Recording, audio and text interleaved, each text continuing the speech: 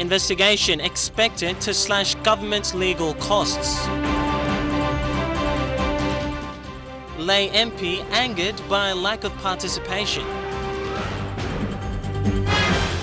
How OK TEDI ownership will work.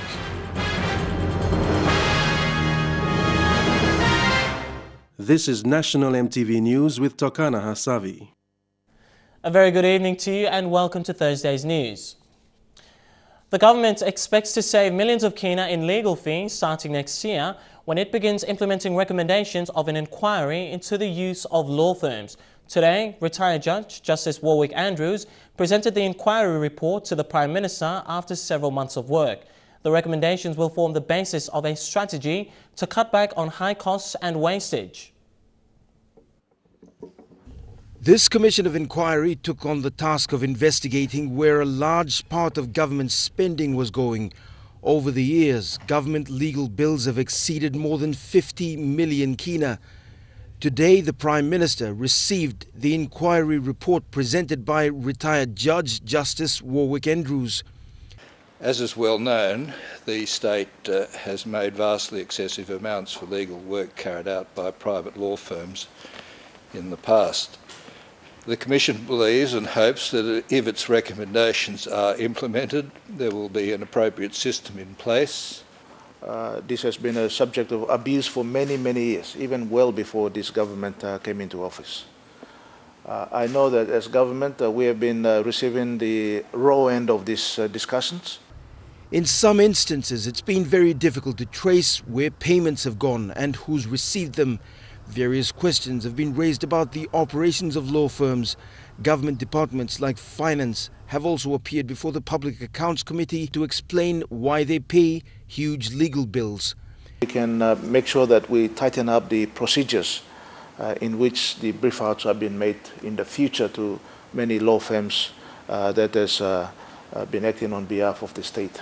Today the PM said the government would dramatically slash those legal bills. At the start of the new year, the report will be tabled in Parliament. Scott Waide, National MTV News. Meanwhile, on another inquiry-related issue, the Prime Minister said the bureaucracy is not responding to political directions to implement the recommendations of an investigation into the special agriculture business leases. He has tasked the Chief Secretary to ensure the recommendations are implemented. The SABL became a national and an international issue when it was uncovered that over 5.2 million hectares of customary land was converted to agriculture business leases without the knowledge of customary landowners. This caused a nationwide protest and calls for this to be put right. An investigation was completed last year and it was recommended that a majority of these leases be revoked because they were illegal. A lot of these leases were being used as a cover for illegal logging operations and were not genuine agriculture businesses. Until today, nothing has been done to implement that recommendation. I know there's a lot of public out there who are inquiring why isn't the recommendations been implemented fully. Again, I want to reassure the public that NEC and Cabinet has made a very firm recommendation that all SABL licenses be cancelled. A team is already in place to begin monitoring work next year. The handling of the Rabaul Queen maritime disaster was swift. It was hoped that the SABL and Finance inquiries would have been given the same attention. Unfortunately, the bureaucracy have not been as swift in their response to these matters. As a team, we'll check every recommendation and try and work him out when I know implemented. I try and have relevant agency law implementing. Over the last 10 years, concerns about illegal logging in the country have become an international embarrassment for Papua New Guinea. While the debate rages, communities in places such as Oro and West New Britain are still dealing with alleged abuse of their customary land rights. Sarah Aupong, National MTV News. The recent attacks on members of the Royal Papua New Guinea Constabulary has drawn high-level attention from the Prime Minister. Mr. O'Neill expressed his condolences to the families of those who had been killed and urged the public to respect the uniform. In the last 12 months, there have been 4 instances of attacks against police officers. 3 of the police officers died in those attacks. Today, Prime Minister Peter O'Neill called on the public to respect the rule of law and the work of the law agencies. Our appeal is to the public, respect the work of the law enforcement agencies. They are there to protect all of us and ensure that our communities are safe. Our citizens are protected in the course of the discharge of their duties. On Sunday night, a police officer from Gordon's police station was stabbed on his chest 3 times at Jackpedic Park. His condition is now stable and he's recovering at the Port Moresby General Hospital. Although these are individual cases, events have been carried out by individuals. Some of them are drug-induced, some of them are under alcohol influence, and these incidences are happening. The Prime Minister is urging the police to work in pairs to reduce risk of being attacked. Meanwhile, he expressed his sympathy to the families of those police officers who lost their lives in those attacks. 2 weeks ago, the murder of a police officer in Mount Again prompted a strong reaction from police. Roads were blocked and businesses disrupted for several days, but the recent stabbing in Port Moresby has left many asking why the respect for police officers has diminished. Vasinata Yama, National EMTV News. Public Enterprises Minister Ben Micah has called on landowners to make use of the recently passed law on public-private partnership. His response follows resentments expressed by local landowners who have not been recognized by project developers. Minister Micah said this during the opening of the Phase 1 of the Lae Tidal Basin in Lae yesterday. The State Enterprises Minister wants to see landowners becoming active partners in the developments taking place on their land and sea areas. Ben Micah says 95% of Papua New Guinea land is under traditional ownership. It's important that a way forward must be found to resolve landowner issues associated with development projects. The government is also proposing a policy that will recognize landowners of state-owned properties. Also mandate long good right from Prime Minister. Me by bringing now we go along cabinet a policy that is now before the Ministerial Economic Committee that will fully recognize and integrate landowners of ports, landowners of dams, landowners of transmission facilities, landowners of airports as integral equity partners with the state in such projects like this. The Lae Tidal Basin project is the biggest multi-million kina project undertaken in Morobe province. The project first started in 1981, but was stopped by the local landowners due to lack of consultation. 24 years later, the construction of the project started. This time, a landowner lead group was formed to work with the government in overseeing the project. Acknowledging all traditional, customary, or papa and mama, the ground where the project and the down Kusulam, Kusulum, Wapiku, clan, Longahi, Usat, the Spula Bus, that's a place, a hunting ground, a fishing ground, or people from Labu, Usat is a use in this plan. Namis, also a place where it's a console or canoe, Biano Dingi, from Lake City, Long Village. The Lae Tidal Basin, once completed, will become the shipping gateway in Southeast Asia. This will transform Papua New Guinea's economy as it handles more than half of our international and domestic trade and accounts for half of PNG Port's total revenue. Sylvester Gawi, National EMTV News, Lae. Meanwhile, Lae MP Lojaya Koza has lashed out at the Independent Public Business Corporation for not including Lae District in the Lae Tidal Basin project. The Lae MP said she was self-invited to yesterday's opening, representing the landowners of the Lae Tidal Basin area. Ms. Koza said her office was not recognized and not involved in the dialogue for the development of the project. She warned the IPBC that if they continue to ignore landowners, it would affect the progress of work. Has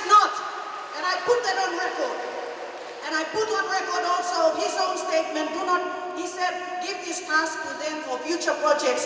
They will not be involved in any future projects in Lae, such as this tidal basin. Whose mountain wara must recognize him, voice for Papadram. And I like to embrace China Harbour Engineering, Ma Chuan Hua, General Manager. Clarification on the plight of the Manam people. I'll bring you that story and more after the break. Stay with us.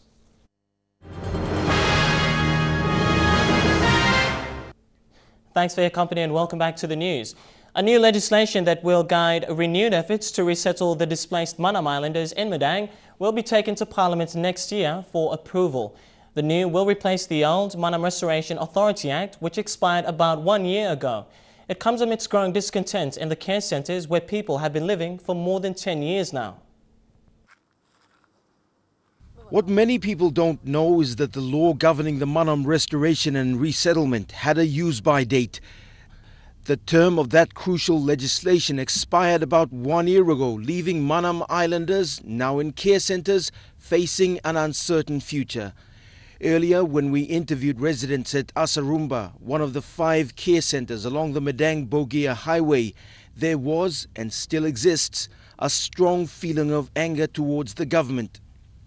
Close to 10 plus Christmas now. Several weeks ago, we are now working on a new legislation, which we intend to bring to Parliament in about February. And that sets a clear path and a clear framework for this resettlement of Manam. Since taking office as Governor, Jim Cuss has been pushing for the resettlement. The provincial government seems determined to make it happen. Even the Deputy Prime Minister has weighed in on the discussion, saying action will happen soon. For the Chief Secretary, this display of political will is quite refreshing in an episode that has become an embarrassment for the Papua New Guinea government. So what we're saying is listen to the experts, create a workable governance structure and start addressing the Manam issue. It's been quite a while, it's been about 10 years over. Now the new legislation that replaces the expired Manam Restoration Act will be taken to Parliament in the new year. It will govern the resettlement of Manam people on land located between Bogia and the Middle Ramu area in Madang. But uncertainty remains. As in the last 10 years when things were promised and not delivered, the people of Asarumba say they'll wait and see. Scott Waide, National MTV News. Morobe Governor Kelly Naru has described the hold-up of teachers' leave entitlements as corruption that needs to be removed from the department. Governor Naru's response comes after Education Secretary Dr. Michael Tapo said funds have been released. After similar events last year, former Education Minister James Marape announced that entitlements would be paid straight into teachers' accounts, but that hasn't happened in Morobe. The teacher leave fare delay has become an embarrassment for the Morobe Education Department. Today, after presenting vehicles to the proposed Yalu Industrial Park, Morobe Governor Kelly Naru described the hold-up as corruption that needs to be removed. He says funds have been made available within the provincial government coffers to cater for teacher entitlements. To have their entitlements in terms of leave fares and leave wages and packages which are due to them paid so that they can go on leave. But while the Morobe government stands by to allocate more funds for teachers' entitlements, Finance Minister James Marape, who was Education Minister last year, had announced that funds will be paid directly into teachers' accounts this year by the national government. And they get it with the salary instead of fronting up and waiting and queuing up so that teachers can design and plan their leaves with their family earlier. But for the teachers in Morobe province, they haven't received their entitlements straight into their accounts. It has been paid to the Education Department that deducts 10%. The 10% goes to a third-level travel agent that arranges teacher travel. Education Secretary Dr. Michael Tapo says the National Education Department has already released funds. We had to go down to square one to find out why do we always have problem. Whilst the politicians and the bureaucrat has agreed to pay teachers' entitlements straight into their account, the Morobe Provincial Education Department is still using a third travel agent. That's the reason why teachers are questioning the process of 10% of their entitlements being deducted. This has been happening for the last 10 years. Bethany Harriman, National MTV News, Lae. Coming up after the break, we'll bring you more local news, including overseas updates. Stay with us.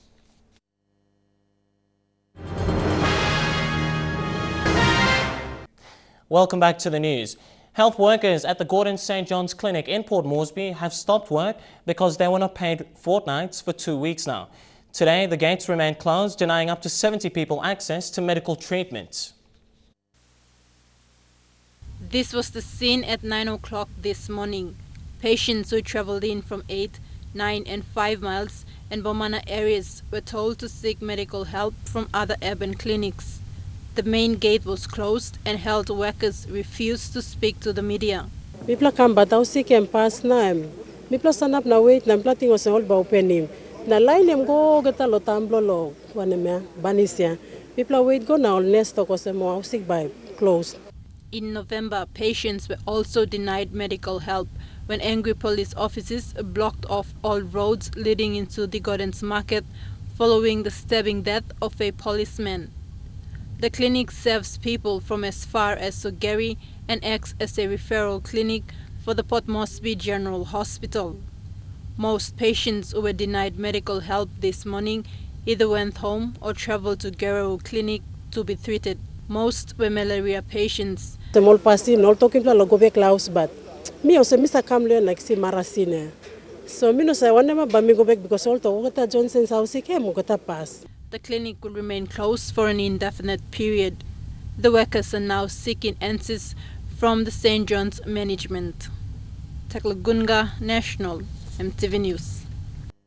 Close to 300 youths have surrendered more than a dozen homemade guns and homebrew equipment to Port Moresby Police. Yesterday, they met with NCD's Metropolitan Superintendent Andy Bauer to discuss a possible way forward. They came with banners calling for education, access to services and jobs. Bring him change in Moresby Northeast there. Or bring good Lasinda Nograman, especially in the big plan to know Lily want them to. I'm thinking on blah. Lo change from line of me, so I'm change the still Olympian and smoke no one, but change government must give the walk, maybe walk one time, the lot to one time. Me like this a gentleness. Also not all speaker to talk. He must come long bell, not come long ting ting. You know, come the so into Solomio, come so the commissioner, come so the member of living must be noticed or governor, and must come start the bell blow you. All I'm going him, I'm all say that stop here. Miserable, no one blow, miserable, him you too. After the government's announcement last week, the Western Province government today explained how the ownership arrangement would work.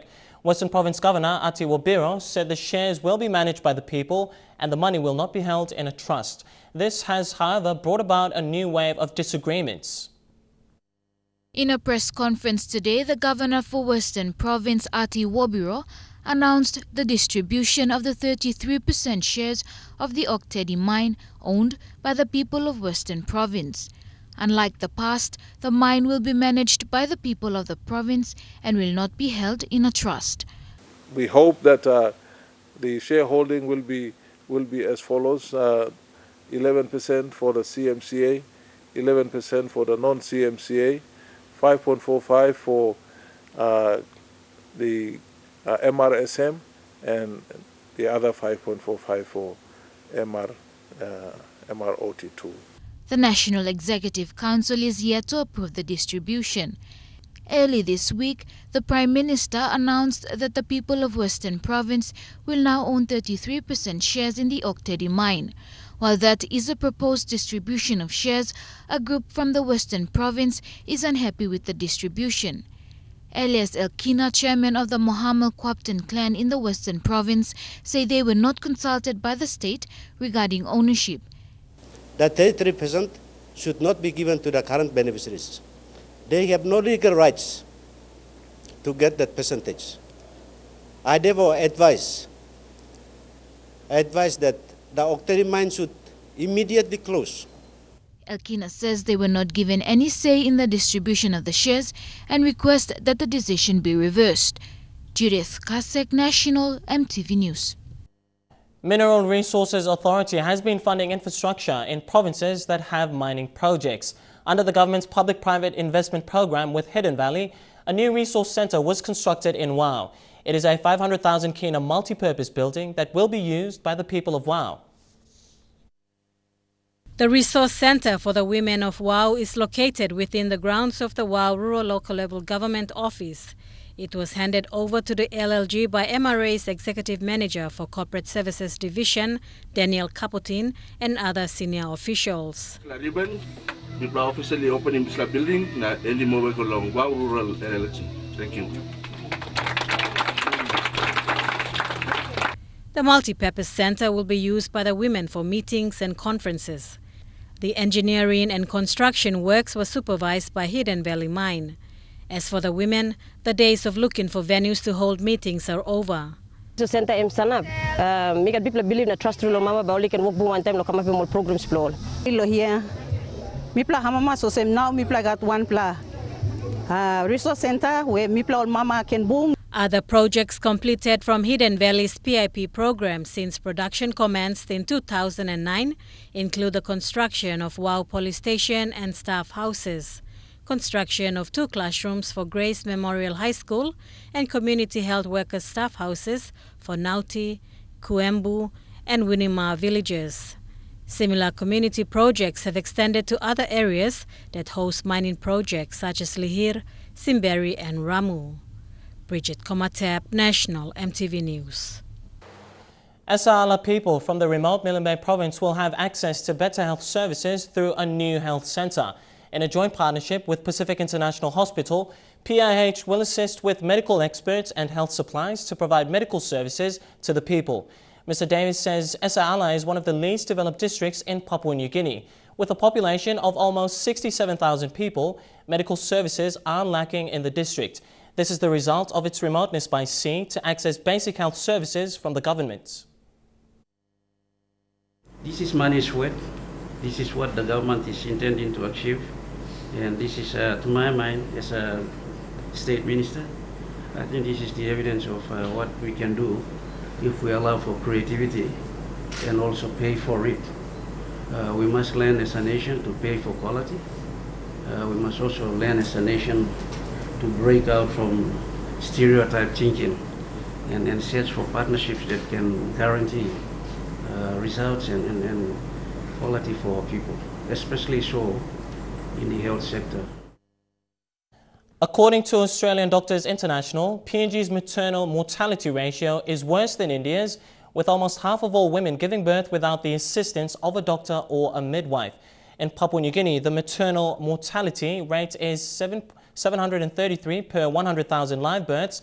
This is an average of 1,500 women and girls dying each year from complications associated with pregnancy and childbirth. Most women give birth in aid posts or villages without regular power supply.